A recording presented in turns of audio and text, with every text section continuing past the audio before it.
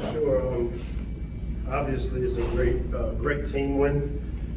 Got a locker room full of guys that never stop believing in themselves.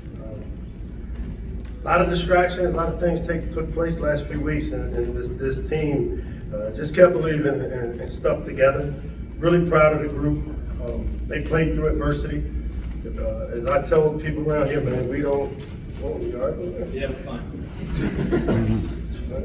We either have to earn it or take it, and this was one of those take it games. And we came in saying we were going to be aggressive. We came in saying that we were pushing all of our chips to the middle of the table to get a win, and we needed this to build it. Wins like this have become our expectation, and it's not talk. It really is. Our guys never once have wavered going into games, and if you come watch us practice, you'll understand what I'm saying, which is why we never lost faith in ourselves or belief in ourselves. We really love this team. I think what y'all saw was this team grow right before your eyes. You know, we had a bunch of young saplings, corners, and young, inexperienced linemen that have kind of weathered the storm, and then our best players showed up today and made some plays that allowed us to just stay in the fight, get it to the fourth quarter, and find a way to win it. So, really proud of the guys, really proud of the coaching staff. I mean, I got to give a great amount of our staff did a great job preparing these guys, and they kept dialing and figuring out how to answer the things that were taking place. So proud of the staff, proud of the team, and really look forward to getting some guys healthy, getting back in here Monday and building on it. So with that, I'll open it up to everybody's hand up. Open it up. Nice sail this fall. Yeah. Rolling into this. Like Billy on the last drive, what were you guys calling for? What were you guys able to take advantage of? I mean, I think what you saw is we got into our Mayday mode, which is our 2-minute mode, but we still knew with the time on the clock that we had the ability to run it. Our end of the half, into the game, sequencing of plays, even before the half, I think we showed the ability that our players understood, like in 2 minutes before the half, of what we needed to get executed. But with Billy, we wanted to spread it out to open the box to allow us to still run it, but he also, you know, with the weapons that he has, and Ty and KP, and again, I told Billy when he threw the interception in the end zone, I said, they're going to get us this ball back, and we're going to get another shot.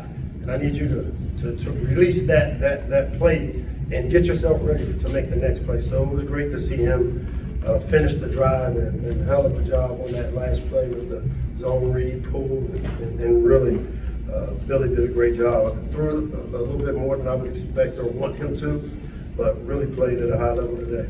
Defensively, you guys held them just one touchdown in the second half. What was the key after intermission to contain them? You know, it's been the third down defense. You know, we couldn't get off the field. We had some third and longs, third and extra longs, and it's just a matter of creating a pass rush as well.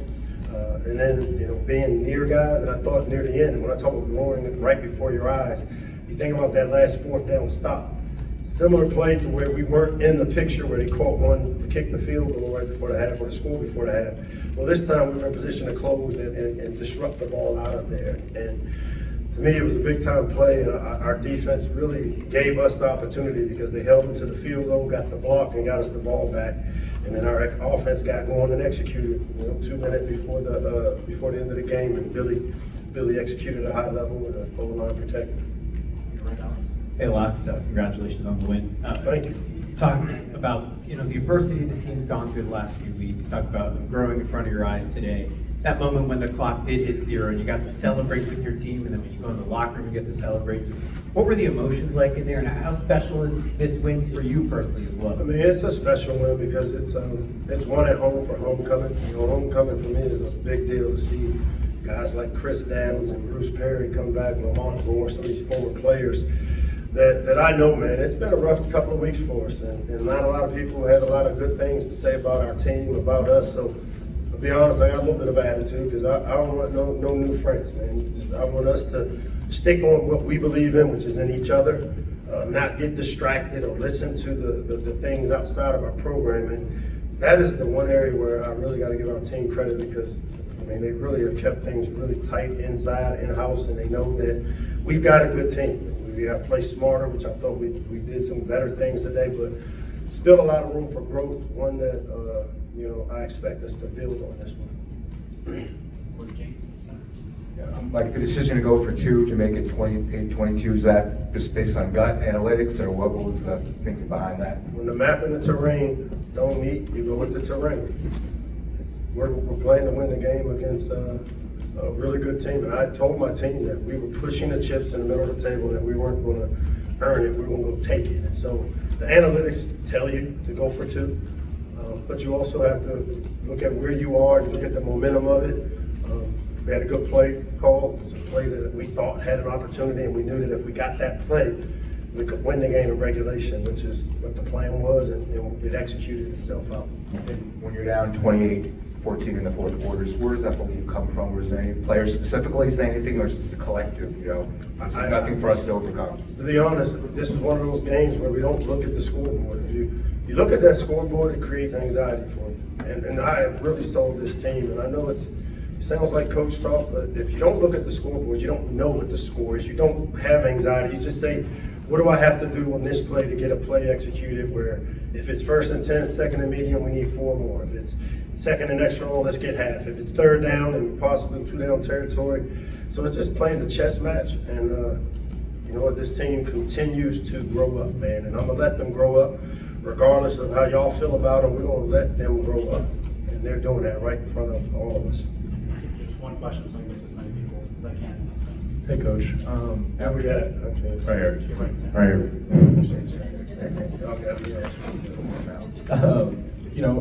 First off, I got to ask, when the fans rushed, did you expect it? And then how did you feel as they kind of poured around you guys?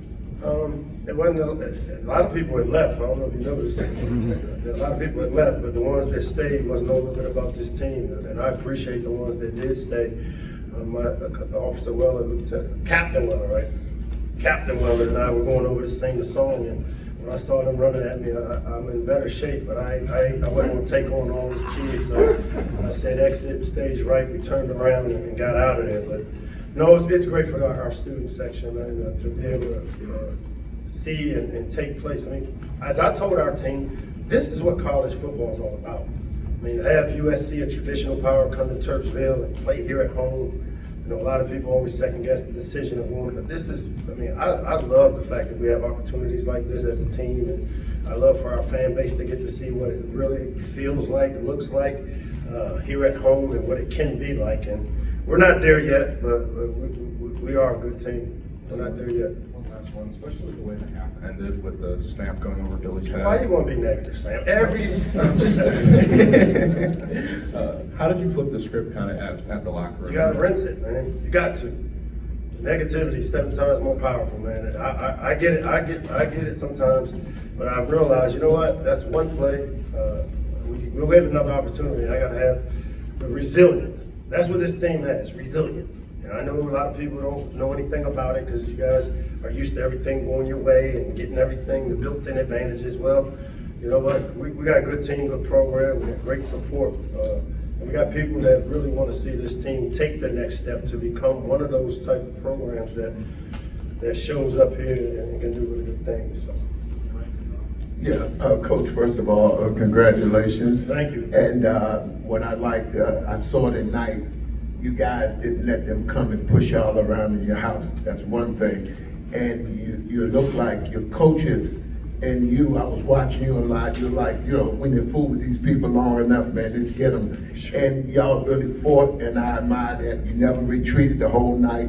I just want to say, congratulations, good job. Well, that's some positivity, man. Thank you. So I sure appreciate some positive energy. I will keep it positive, All Coach. right, let's do it. For the national audience, of course, that was watching this game, right? And like you said, the adversity that the team came back from last week coming into this game. How would you describe the identity of this Maryland football squad moving forward? One that is continuing to develop the habits that are necessary to compete for championships. I see it. I mean, it's happening right before my eyes. I'm watching, some of these young corners out there battling. I'm watching number 10, our young pass rusher. I mean, Therese Davis was our player of the game last week as a true freshman lineman. Billy the Kid. Billy continues to show tremendous leadership. Billy is a guy that's a winner, and this team, he'll fight. So he's taking on the personality that we need him to have as a leader. Again, the staff, as I've said before, we've made some tough decisions around here the last couple of weeks, and we've got the grit. You know, I got the support, obviously, of my bosses that understand what we're doing. See, not everybody understands what we're doing and what we're building, and everybody's transactional. It's disappointing that every week you got to come up here and defend yourself or defend your team, but understand this, we got a good team, we recruited well. If our fan base and our supporters can understand it, we're really, really close. And now ain't the time to jump off. Now's the time to double down on Maryland football. And it's not just talking. I'm not saying that we've arrived. I'm saying it's time to, let's get out of the negative business about it and let's buy in that we can win around here and we can win big. And I think today was a step in the right direction. So Thank you. I'm mad.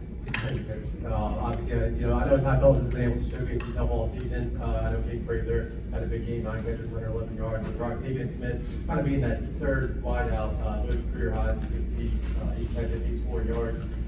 Just talk about how big that is for him. It's huge, man. And Ak is a speed guy. He's a guy that had a bunch of opportunities to leave this area. He's been dealing with a turf toe. And again, I very rarely get in here and talk about injuries. And you look up and you see, 2 safeties down, and now all of a sudden we're thin there. And Ak, we've had to kind of slow him down because a speed guy with a bad wheel isn't a good combination. But today he was healthy. The bye week got him healthy. He made some huge plays for us. That touchdown catch early on, similar to the one he made in the NC State bowl game, if you think about it. And when I start talking about seeing guys grow up, man, I thought Ak took a step in the right direction today. And you know what? Not very many people are surprised by it because Octavian Smith is a really talented player that just a sophomore, junior now, you know what he is, but he's got a bright future. 3 more, George. 3 more. Hey, Mike. I'm trying to get down there. I'm trying to get over the grill marks of them. 3 more. I ain't gonna be negative like you. Congratulations Oh, you know, on the win. I got run pass distribution. It's probably the most I've seen you go so pass heavy in your time here.